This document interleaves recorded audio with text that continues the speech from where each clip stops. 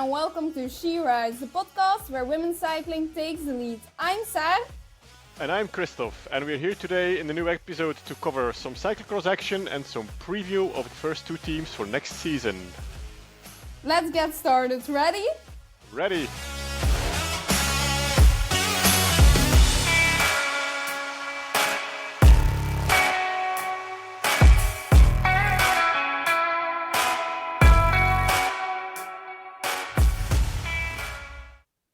Hey everyone, welcome to episode 9 of She Rides. And first of all, a happy new year from us. We're still in 2024, so a weird thing to say, but when this comes online, it will be the new year already, so happy new year. If we're honest, there's not too much to talk about right now, apart from cyclocross and national championships on the track. There hasn't been too much women's cycling news. But after these, there will be 2 episodes with guests, so we thought we might do a little catch-up of the latest news. So maybe we'll start with cyclocross? Definitely, let's dive into the mud for the new year, Saar. That we can start quickly about the Kuil in Zonhoven, one of the most famous World Cup races on the calendar, I think, in the cyclocross world. We saw a very, very strong Zoe Backstedt. However, she was taken over by Alvarado in the end for the win. And of course, the inevitable Lucinda Brandt, who made up the podium as well as a third one. But unfortunately, we also saw Annemarie Worst with a heavy crash. She had to abandon the race, so I hope she will recover very fast, and we will see her back very soon. She broke her hand, right? Yeah, something like Yeah, that. Yeah. she had Some a bones in her surgery. hand, Yeah. and it's a very nasty injury to recover from as a cyclist, apparently. So Yeah. especially as a cyclocrosser, you need some shock absorbing on your hands, I think. So get well soon, Anne-Marie. Then on to Boxing Day, the classic with Gavre, of course. Saar was there Yeah. as well with some crossers as well. Always a heavy, muddy race. Something really just like Kok said for the sand cross. You have Haver for the mud and the pure power actually. Yeah. So Saar, what did you see in Havre? It's always a spectacular cross. We go every year on the birthday of my sister. The first time I went, that's something I can remember really well. We stood on the heavy hill on the highlight of the parkour because we went early enough. Wasn't the case this year, but that time we were there. And I remember Ellen van Looy still cyclocrossing in the back, and it was really scary how heavy she was breathing after the first lap, but she kept on going. She even finished that race. So the Gavre is really a race where you see how deep a rider can go, because from the first lap I said to my dad, like, whoa, is this healthy? Can she go on for another 40 minutes like this? So it's always spectacular. Now we then went on the most famous hill, but the other hill when they just came up, so the hill was done, and then when they turned left, so you could really see how tired they were already after like 1 lap. And what you also could see is like Femmes van Empel was clearly the best, because she rode away from the first time she was there. It was clear that Femmes van Empel was gonna win, and I took someone who has never been to a cyclocross, and I said, for one part, this is a nice race to go as your first cyclocross, because everything is clear. You can really get to understand cyclocross. But also one thing is, it's never exciting, because maybe the best rider isn't really at the front in the first lap already, but you can see it on the faces, and you can most certainly say after you saw all the faces for the first time, like, that rider is gonna win and that rider is gonna tumble out of the top 10. So always a very spectacular race, but not the most exciting one. No, it's for the pure power riders. I expected Lucinda Brandt to win this one because that's Havre is made for Lucinda, I think. But she had a bad start, a rather bad start actually. But that's not an excuse because when you see the time gap with Fem van Empel at the end, it was pretty obvious that Fem was really the strongest one in the race. Yes, uh, in Havre. Puck Pietersen flamed out. Maybe there was already some illness like looming around the corner, Yeah, or we got the maybe she's not. message today, Yeah, so. yeah. So maybe But there was already some illness. she's also not really the Puck yet. We saw last year, and then yeah, maybe combined with an illness. So yeah, but Hmm. it's clear that Fem van Empel after a break is really back. She's very strong, and like when she rode the race, everyone looked tired, and then you could ask yourself the question, "Whoa, did you just skip 4 laps or something?" Because Yeah. apart from some mud on your face, it really doesn't look like you rode the same race here as all the other riders. Yeah, definitely. And 10 minutes plus per lap, that says enough actually. For cyclocross, Mm. that's long and heavy. That indicates a lot. And well, special shout out as well, Saar, to Blanca Vas, who came in Yeah. fourth in Havre. She is not really the type for this kind of races, in my opinion. So that's a really strong performance for Blanca Vas. And Zoe Bakstedt rounds up the top five. Yes, a Also, win for me. yeah, yes. Finally. You Uh, could you could very use some excited. good news. Yeah, indeed. The only sad thing is I cheered a little bit too hard for Ribeiro. I predicted she would be 10th, and she was like in the first lap around 13, something like that. So, and Bakstedt was with the first 5. So I thought, oh my god, this is turning out so great. One thing that was a little less good is that Alvarado didn't start, so I automatically didn't have the chance to get the winner right. But hey, details. So I thought, oh, this is turning out great. But Ribeiro found in the last lap some energy or something and went from 11 to 8. So, but no, Bakstedt on 5 was a good move for me. Nice one. Good for her too. She's riding a really great cyclocross season. I'm Um, curious for next season. If she yeah, keeps up progressing like this, she will be.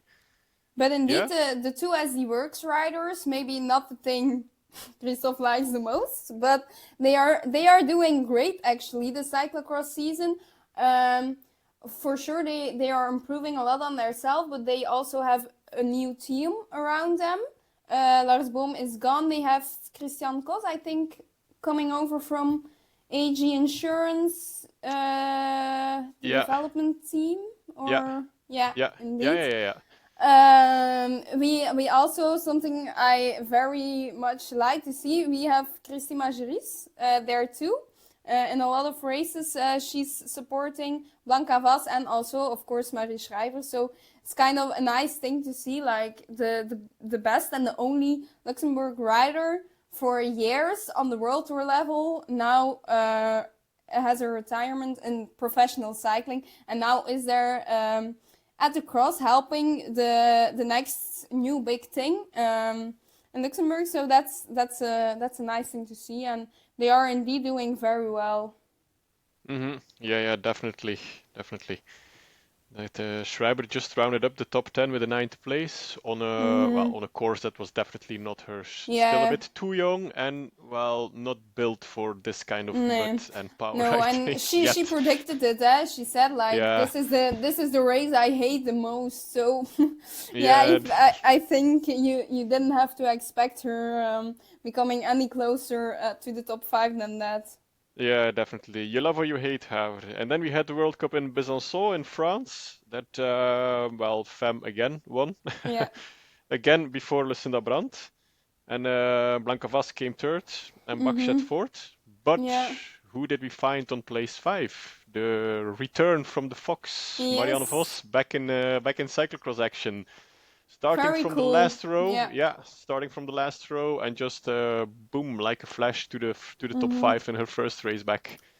Yeah, That's I think also it's just really nice to see like riders from the road who started in cyclocross coming back, because also for people new to cyclocross, people like us who think like, okay, no, now there's no road cycling.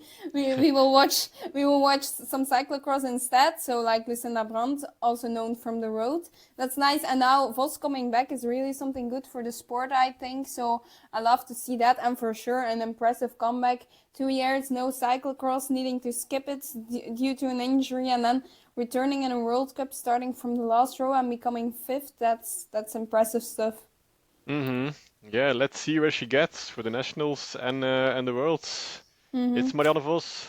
Yeah, You she's aiming you for the never can worlds, count she her said, out. so yeah. Yeah, that's exciting too. And Alvarado was a bit less. Seems Yeah. like Alvarado really has her ups and downs, which is not bad, because at the moment she succeeded in having her up when Van Van Empel wasn't there, and she could claim the win. So yeah, she's Yeah, and I not think that consistent as the beginning of the season. It's more a bit no, and I up and think down. she's focusing now on the super Yeah, prestige now, I think, yeah, because I probably. think the overall GC for the World Cup, that's gone, I think, for Alvarado. That, Yeah. let's see how this turns out with Van Empel and Mm. Lucinda Brandt like competing. Yeah, Very but curious. we also shouldn't forget like what a big difference Alvarado is like with the last 2 years before this, because she really struggled, went from injury to injury, health problems that couldn't be fixed immediately, and then to come back like this and have her, how many wins does she have? A lot already. Don't Yeah, know the number, but she's just handful. doing really great, and we can't forget like, because like she has a few cyclocrosses which she probably couldn't win even if she was at her best against Van Empel. We can't forget like how a big step again she made this year. Yeah, very happy to see her back, definitely. Then, and maybe we could wrap up the muddy action from last week, Saar, with our prediction game for the Super We Prestige in forget Hullegem. something. We forgot something. Oh, did I? Yeah, we forgot. Sannekan getting beaten by her own teammate, Ah, Marion Ribeiro. I okay. was, how am I saying this? Let's say I was very annoyed. First things first. Sanne actually also hurt herself. She was clearly in pain at the podium, so that was sad to see. And also, okay, I get Ribeiro, she can't win much, but Ribeiro is 25 years old. How she has so many years to go, and there will be enough crosses like this. There are about, let us say, 1 to 3 crosses like this on TV that actually don't have the best participators starting. So I think, why do you need, if your teammates, okay, cyclocross and teammates it's something hard, but why do you need to go behind your teammates with other riders in your wheel to then, and keep in mind that your teammate has been the reason why cyclocross for women gets almost evenly treated in the public in Belgium. She has been Belgian championships for 15 years, a Belgian champion for 15 years, and it would have just been so nice to see her wrap up this career with another win. And yeah, I was just not happy. I might have screamed to my TV and thrown with some stuff, but hey, that's cycling, I guess. So not the most nice thing to see. Christmas is officially over. Yeah. No presents. A win is a win. Yeah. But actually quite impressive. Like someone said, like I was riding with one leg after that crash. So impressive. She still could be second actually. So beautiful result for Sannekan, but it could have been more beautiful if her teammate was just that little bit nicer. Would have been a cherry on the cake, but Yeah. professional sports is not nice.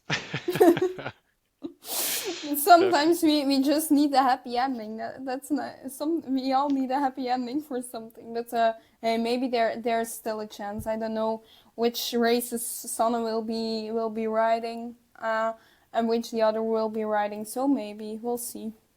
Definitely. And sometimes the Grinch steals Christmas, Saar. Yeah. That's how it goes. So to talk about predictions, of course, this thing that happened there meant I wouldn't predict Marion Norbert this time. Yeah, that's just a little too deep to predict her now. So I went for Gillingham. I went with Ceylin Alvarado on as the first. I went with a little. Maybe it's crazy, but who cares? I made the right prediction with Zoe Becks that last time, so I can go for the heart. So on 5th I say Sanne Kant, and on 10th I go with Leonie Bentveld. Okay. I go for the win in Gillingham, Zoe Bakstedt. She repeats from last year's cross. Because I think Alvarado, yeah, I don't know, maybe she's not 100%, so I go for Zoe. 5th, Inge van der Heijden. And on 10, Sonnekant. Let's go Belgium. So yeah, excited to see that. I will be there, just like Diegem. That's this evening for me. For you, when you hear this, this has already passed. So yeah, nice. I hope to see Sonnekant doing well, because and Norbert Berol will do well, because I think she found her best form. She's doing like really well. Like place 8 is really her place right now in a big field, so I think that's not bad. And I don't know what's going on with Lara Verdonschot and Alicia Frank, but that's not going well. I think Alicia was ill for Havre, and Laura Verdonschot, I think she just took a break, and she's on training camp in Spain, I think, just to refine herself before the championships kick in. I think. I hope she returns in better form. That we can use her for the Belgian nationals at least. Yeah. Do we know when Fleur Moors is coming back? She said in her Instagram Gavre, but I didn't see her in Gavre. But like her post was that she was ill, so she skipped Hulst and Zonhoven. But I will be racing again in Gavre next week, but I didn't see her in Gavre. No, she wasn't there. No. So no idea actually when she's returning. She will certainly return, I guess, because she will ride the World Championships. Yeah, I think and so. the Belgian Championships and stuff like that, but don't have anything Yeah, maybe on not that. fully recovered yet. So Probably. Then what we also saw, we had some national championships, track cycling. We can wrap up the national championships of the Netherlands quite quickly. We had a not so surprising win in the K-ring for Steffi van der Peet. We saw Misha Brunvold claim the Dutch national title in the individual pursuit, and then for the other endurance events, the medals or the titles were divided between Wiebes and Rijmakers. Rijmakers became national champion in the elimination. Wiebes and Rijmakers became national champion in the medicine, and in the other parts, points race, scratch, and omnium, Wiebes claimed the national title. So it was a big Wiebes show actually there. hooray! The most enthusiastic yay I ever heard in my entire life. That's bang for your buck. A lot of Weebes on a day. Woohoo! Anyways, I will be the nice one. Congrats to Wiebes, very impressive. Congrats to Weebes, definitely. Yeah. No, hey, I mean, this one I mean, Saar, definitely, but yeah, still. We really have to do something about that, because your hate is taking too big of a proportion. It's not hate, it's rather a little slightly dislike. Okay, you're slightly dislike. Okay, and then the Belgian Championships, also the same. How hard it is to find information about that. That's crazy. The documents you have to download, the socials you need to watch to just get a little update. I was like not feeling at my best, so I didn't feel for it to like go spend a whole day in in the Velodrome at die Merk. So I was like, okay, I'll try to follow some on Instagram because someone was there I knew, so nice. And I saw like, oh, she's wearing a Belgian champion jersey now, but in which discipline? So you go look it up, and then no results found. Was like, oh, okay. Of course, no images, but there happened something nice. Valerie Genard is Belgian champion in the Keirin, which made me very happy. I have to say that was a real hooray. I hope, because otherwise. This one was more genuine. Let's put it that way. Yes, hooray for Valerie Genard, definitely. Okay, because otherwise I didn't know if he could go on with this podcast if that wasn't genuine. So that was a nice thing to see. Lani Wittevrangel became Belgian champion Omnium. That was a surprise because I thought Katrin de Klerk would claim that rather easily, but you see, nothing's ever certain, I guess. Mm-hmm. So, and the rest of the Belgian champions of the elite, that's like in the new year. I know there's in the 4th of January, there are Belgian championships in Ghent, and then the 25th and 26th, it's in Heusden-Zolder. Yeah. So more we can say about it because we couldn't see anything about it. So the only thing I saw is a video of someone when they got their Belgian jersey. So there's not much to say about that. No, definitely. It is what it is. Indeed. We just wanted to mention Valerie Genard in the podcast, actually. That was a good excuse that she won the Belgian championships. That's brilliant. Yeah. So just very, very, very excited for her. And then we thought we would each choose a team to like just talk about their 2025 res. I went for Phoenix de Koning, Belgian team, and some exciting riders, but like their selection of riders just really shows the point why Phoenix de Koning doesn't completely succeed on the road. Okay, they have some riders like Puck Pietersen, Jara Kastelein, Rooijakkers, Schweinberger, Truije, Julie de Wilde. They are not bad, but like the rest are almost all cyclocross riders who like come fill in the gaps. So that's the problem there a bit. I mean, if they all can put a step like Julie de Wilde, I hope she has a good winter and not too many injuries, because she had her part there. She can really do well in like the sprints for sure. If the Liebeses of this world aren't there, she can do a top 5, maybe a top 3 with a bit of luck. And of course we saw Jara Kastelein in not this year's Tour de France Femmes, but the year before, and we saw Rooijakkers become 3rd in the Tour de France Femmes. So they have some talent there. Not to forget Puck Pietersen, of course. Marten Truije, indeed, 2nd of Paris-Roubaix. Mm-hmm. So it's really, and Schweinberger is always someone you tend to forget sometimes.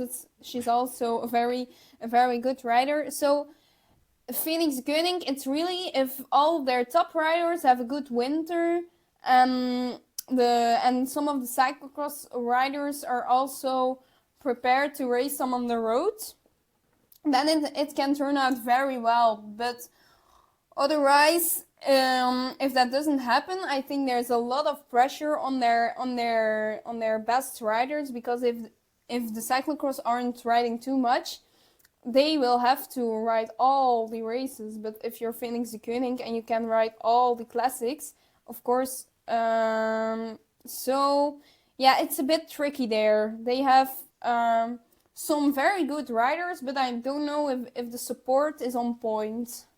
I feel like the team is is not very balanced. No, that's true. Yeah, that's what we saw with the men's team a couple of years ago as well, with Phoenix de Koning. So I think this one is still a work in progress. But however, let's see if Paulina Royakkers can just repeat her season from 2024. That will be very difficult. Big shoes to fill for herself next season.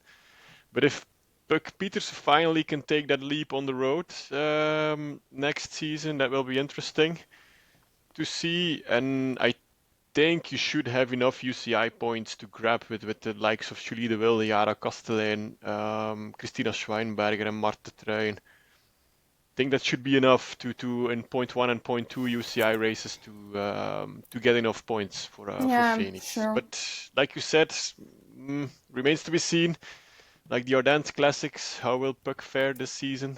Will she make a leap to the front? Yeah, that's a very interesting story, but an interesting team that yeah, very looking forward to. Definitely. The one I picked is just to build on our last show with Mieke Dox as a guest. So I picked the Lotto Ladies team, as they are called. Just first of all, let's start Lotto. Just let fall down that ladies suffix they have. I mean, it's kind of ridiculous. Just call them the Lotto team. That's okay. That's to start with. We already talked briefly about the problems of Lotto in the previous episode. Yeah, there's some Destiny, the second main sponsor, who just quit.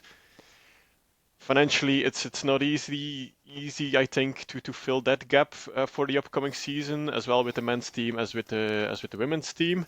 That's pretty clear. And that's also clear that they didn't step up to Pro Tour level with the women's team. That's already an indication. And yeah, when you see the outbound transfers of Lotto, it says enough. It's Wilma Aintila, who's pretty fast, who's going to Canyon. She was useful. She's not top, but she's a useful rider in the peloton, I think. Vove Bastiaansen is going to AG Insurance. That's quite a loss, I think. Of course, Talita de Jong, she made the jump to the World Tour to Human Powered Health. That one was pretty obvious that Lotto wouldn't be able to keep, I think, especially if they didn't step up to the Pro Tour level anyway. Alberta Greve, quite a loss after one season. She's stepping over to UNOX. Quinty van de Heugte is stepping down to Club Team Belco van Eyck. Samantha Scott has no team yet, I think. So that's the outgoing transfers. So that's quite some quality, quite some experience that's going out of the door. And then if you look at who's coming in, you have, of course, some really young, promising prospects like the Irish Lucy Benezet-Mintz, if I just pronounce that correctly. Correct me if I'm wrong. I'm probably wrong with Irish names. So she's talented. You have Ilken Seenave and then Lani Wittevrongel from the Belgian side who are coming over. And then you have the German Lealin Teutenberg. Those are 4 fast, promising riders, but they're not going to do it next season. They're too young, too inexperienced on the road. So what you see here is like I read it somewhere. I don't know if the team said it themselves or someone said it over the team, but the Lotto team is like really in a, like, I don't know, an identity crisis. They're between like, we want to have good results, but we also don't have the money for that. So we might be a team where for young talents where they can like feel how it is to ride in the World Tour peloton. But we also don't want to do that completely because we have some riders like Mieke Dox. We keep them in our team. So it's like something confusing because you can say like they function as a development team. You also can say they function as a team that only goes for results. You also can say like they are a smaller team trying to show themselves. So it's like, yeah, it's not very clear what their vision is actually. Yeah, I think they want to be a young team to offer experience to young riders, but I think with the quitting of Destiny as a sponsor, financially it's yeah scrambling, I think, for 2025. If you see it, Yeah. it's yeah. We have, of course, Mieke. We all support Mieke. Everybody does, of course. But she's not the big finisher in a lot of races, of course. For Mieke, everything really has to go the right way. She has the Yeah. potential. If she has a nice winter, if she comes in a good situation, she can do it very well, even in like a classic. Because I remember just before I was somewhere at the envelope, and just before I was looking on the live stream, and I saw, oh, Mieke is so good in the front. If she can come here and she survives this, she can really ride, I don't know, top 20 in the envelope. And for Mieke, that would be good. Like coming close to the top 15 is really good for her. But then she crashed, and that's the thing. If you have with Lotto Destiny, they have a few, like also Katrijn de Klerk, Audrey de Keersmaker. They are good riders, and if everything goes right, they can be close to that top 10. But the problem is, if you have like, if 3 of all your riders are such riders, and one has an injury, the other didn't have the best winter, and the other one just had bad luck or something, there's no one there, and your first rider will be 30th maybe. So yeah, difficult. Yeah, you have Anna van der Wersch as well. She's okay. She rode some top 10, top 20 in Tour of Chongming. She came in second in Grote Prijs Berens as a point 1 categorized race, but we all know, like, between August and September, the Belgian point 1 races are like royal crits. I just call them basically, but still, she came in second, of course. Some okay results, but like you said, Saar, there's a couple of riders who really need a big step up for this season to make it. Yeah, to fill the shoes of Talita de Jong, of course, which will be impossible anyway. I don't think the Lotto management expects this to fill the shoes of Talita de Jong next year. I mean, top 10 in the Tour de France Femmes. I mean, well, they're not going to be there. I guess this year anyway. But to have some nice results, nice top 10 places, they're yeah, they need to step.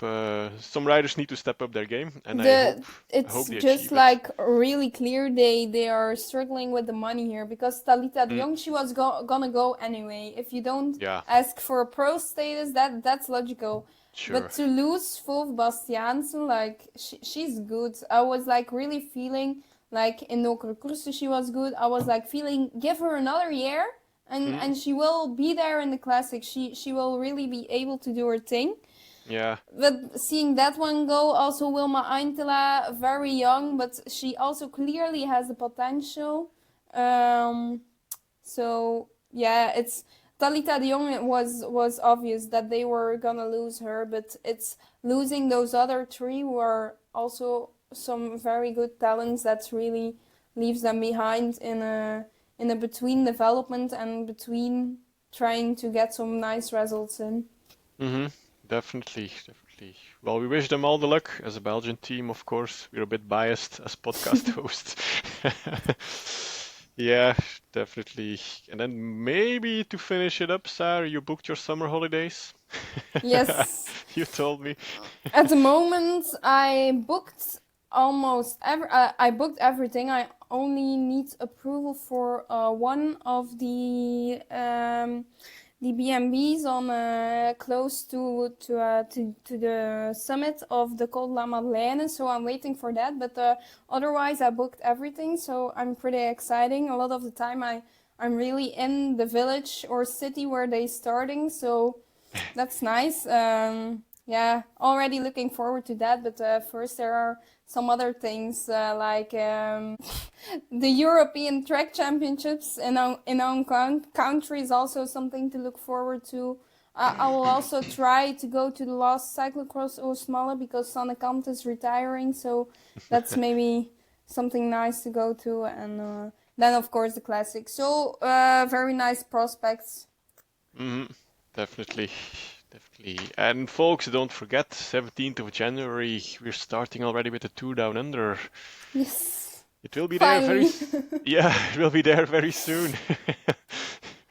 Out with the mud and the cyclocross action, in with some sunshine in Yeah. the Australian winter. Indeed.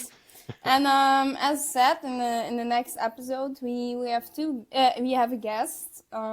So stay tuned. I don't think it will be seven different hints this time because first it will probably be too clear too fast, and if we have two guests after each other, I need to start mixing them up. So we're not gonna start doing that. So, but there will be hints on the socials, and I think it will be very clear. The first one will be easy to guess, I think. Not so difficult, exactly. So I think we covered everything now. Yeah. I don't think there's something we didn't say yet. If you have missed it, on our socials you can watch to we made like TV Oost, East Flemish TV came to me and film me and interview me during the episode with Mieke to promote our podcast. I subtitled it, and it's our pinned post on Instagram, Twitter, and Blue Sky, so you can watch it there. Or you can just go to het Nieuwsblad and search She Rides there. That's a Dutch interview with me and some quotes from Kristof too you can find there, and something about our podcast. But if you don't speak Dutch, you can also just go to my blog and you can find the English version there. So if you want to get some of our backstory and motivation why we do this, you can check that out. You should check that out. You should say it that way, Saar. So that's a wrap for episode 9 of She Rides. Thanks for joining us. I hope you enjoy the ride. Absolutely. Women's cycling is packed with action, and we're here to bring you every twist and turn. Be sure to subscribe on Spotify or Amazon Music so you don't miss upcoming episodes. And if you like today's show, a rating or a comment really helps us reach more listeners. Follow us on Blue Sky, Twitter and Instagram for behind-the-scenes updates, our hashtag Guess the Guest Game, and even more. And don't hesitate to share your questions or topics you'd like us to cover. Stay tuned for more exciting guests and join our prediction competition. Tag She Rides Podcast on Twitter or Blue Sky to show off your knowledge. And She Rides is powered by KDM Endurance Coaching. Thanks for listening to She Rides, where women's cycling takes the lead. Keep watching the film, and we'll catch you in the next one. Bye. Bye.